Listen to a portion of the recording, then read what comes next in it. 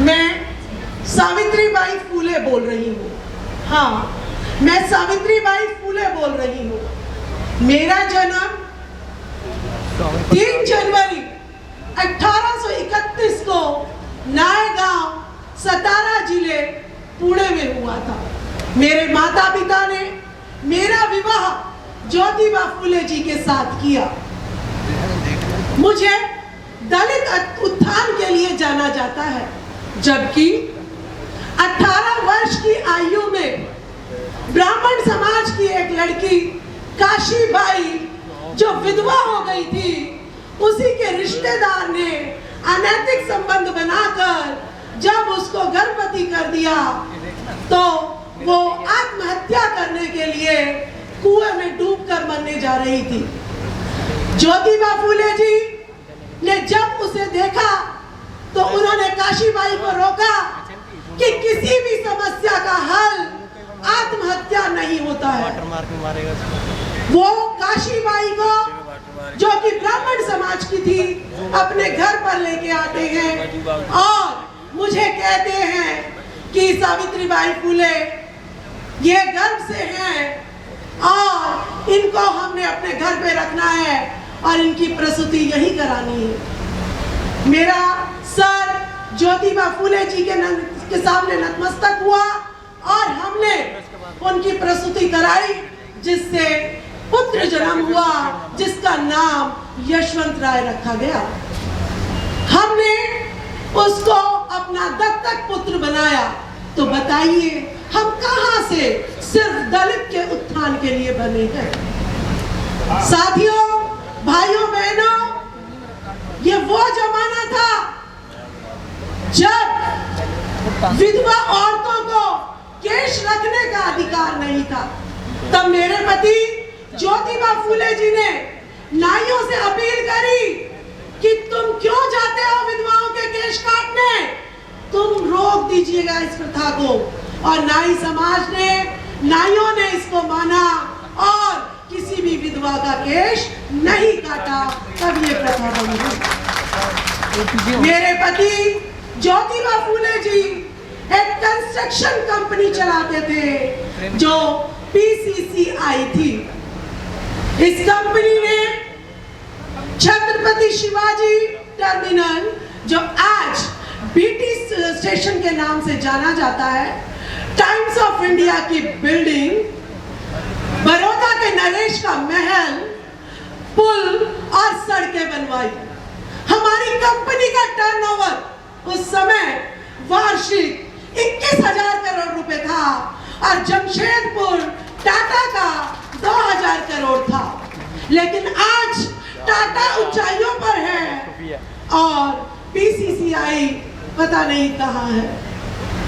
मैं बताना चाहूंगी कि हमारे पति पुणे महापालिका के कमिश्नर रहे। उन पर इल्जाम लगता है कि वो ब्राह्मण विरोधी थे, लेकिन वो पाखंड और अंधविश्वास के विरोधी थे। जब हमने पहला स्कूल महिलाओं के लिए खोला तो सबसे पहले कुलकर्णी जोशी यानी ब्राह्मण समाज की बेटियां उस विद्यालय में पढ़ने के लिए आई, तो हम ब्राह्मण विरोधी कहां से हुए? मेरी पढ़ाई हुई पहली छात्रा फातिमा शेख मेरी पहली मुस्लिम अध्यापिका बनी। मेरी पढ़ाई हुई छात्रा तानूबाई विरजे भारत की पहली महिला पत्रकार बनी। मेरी पढ़ाई गई बेटी ताराबाई शिंदे, जो महिलाओं के अधिकार की लड़ाई की पहली योद्धा बनी। मेरे पति के सहयोग से नारायण राव मेघाजी भारत में पहली मजदूर यूनियन उन्होंने बनाई थी और संडे का दिन छुट्टी के नाम का डिक्लेयर कराया था। ज्योतिबा जी ने पहली बार बिना ब्राह्मणों के नामी समाज में शादी कराई थी, जिस पर ब्राह्मणों ने मुंबई हाई कोर्ट में इसे चैलेंज किया, लेकिन ब्राह्मणों को कामयाबी नहीं मिली। उन्होंने 24 सितंबर 1873 में सत्यशोधक समाज की स्थापना की। उनके परिनिर्वाण के बाद मैंने उस संस्था की कमान संभाली। मेरे बच्चों, आज तुम कहाँ हो, क्या कर रहे हो?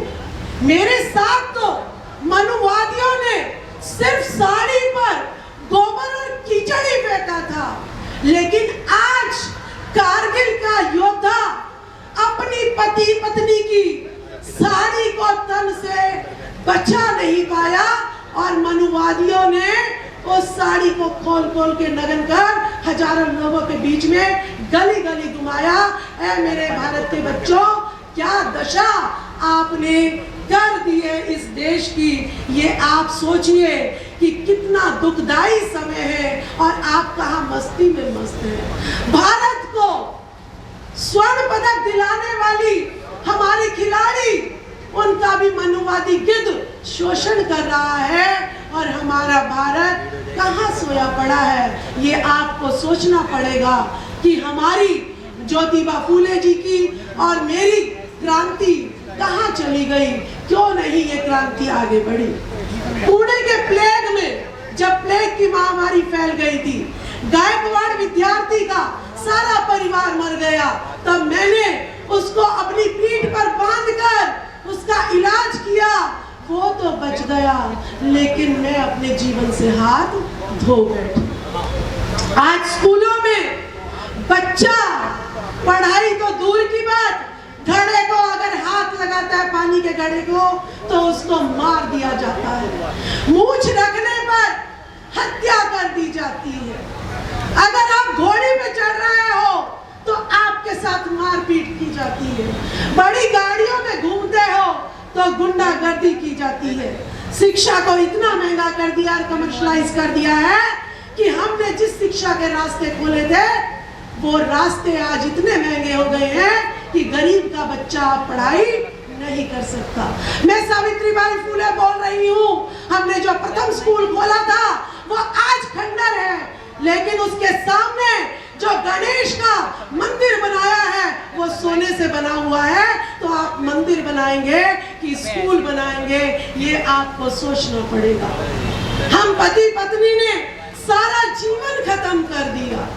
हमारे लोग कब जागेंगे, कब उठेंगे, कब टीवी छोड़ेंगे, कब ये 33 करोड़ देवी देवता छोड़ेंगे? उठो भारत के लोगों, ज्योतिबा फूले की क्रांति को कब पूरा करेंगे?